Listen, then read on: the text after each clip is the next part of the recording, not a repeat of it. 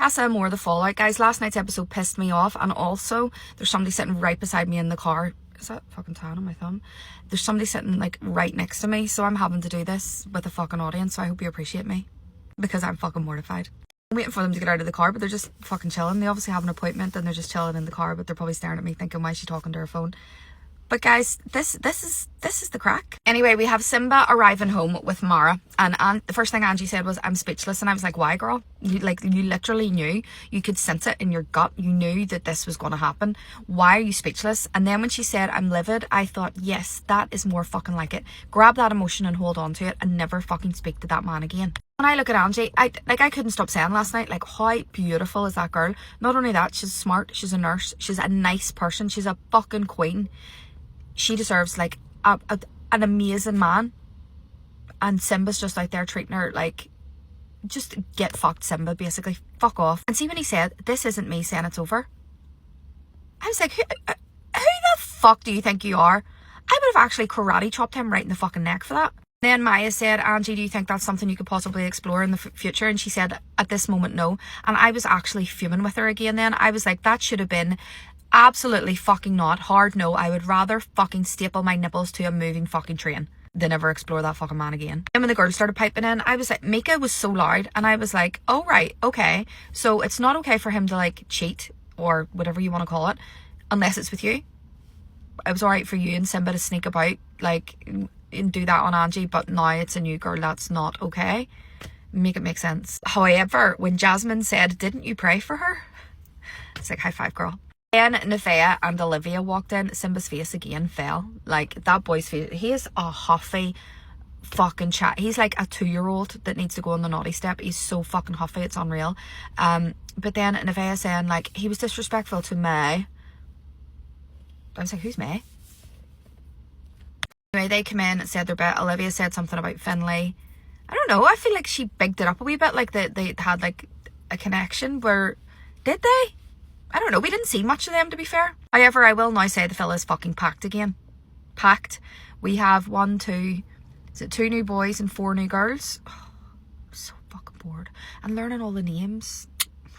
Arlene crying broke my heart, and the fact that Cav wasn't more with her. Like, he chose to bring her back. That's his responsibility. He brought her into this situation. And I know she knew what was going on, but that's what she was there to do, and I really like her. I think she's just a nice person. And the way I'm going to talk about the OG girls in a minute, not good vibes. I did not enjoy that. That was not the way they reacted. Was not nice. The scene where Jasmine, now I know they're hurt, Mika and Priya are in the dressing room, and Mika said to Jasmine, I can't believe Cav chose that girl over you. Why, what's wrong with that girl? What does that even mean? And the way she is just like constantly going on about Simba, and like she was literally having a fucking fling thing with Simba like 2 weeks ago. I'm like, shut up. And then they said Yasmin come in. They were like, have you even spoke to the new girls yet? And Yasmin was like, well, yeah, I went over and said like, I don't want it to be uncomfortable. I don't want you to feel bad, you know, because like it's not their fault. But I'm hoping by tonight's episode the girls have all wised up and went and spoke to, well, it does show you in tonight's preview, Jasmine talking to Charlene and Mara talking to Angie. So hopefully there can be a line drawn under that, because I do not like that mean girl behaviour. Imagine like this is why I don't go to like events sometimes, because the thought of walking in on your own, and I know like anything I'm going to be walking into, everybody's probably going to be lovely, but that is like your worst nightmare. Walking into a situation like that and people treating you like that is just awful. The fact that nobody even hurt Priya and she's just joining in, that just like cements my idea of her personality yet again. And then Mika crying over Samraj, don't touch me and all this here. I thought it was a bit performative. I don't know. I really liked Mika at the start, but don't know how to feel about her now. Literally don't know how to feel about her. She was literally lying to Samraj's face, and then stolen back off Priya. But now that the Casa girls are here, it's all like an issue. I'm like, double standards much? Like, no, I'm not here for that. Cav and Jasmine have a chat, cold. Love a girl who can just switch it off and be like, no. yeah, I think sometimes that needs to happen. And as I said, I love Jasmine, I love Cavan. I don't love them together. I think Cavan and Charlene are better suited. I think Jasmine would be better suited to Lorenzo, or maybe even Jordan.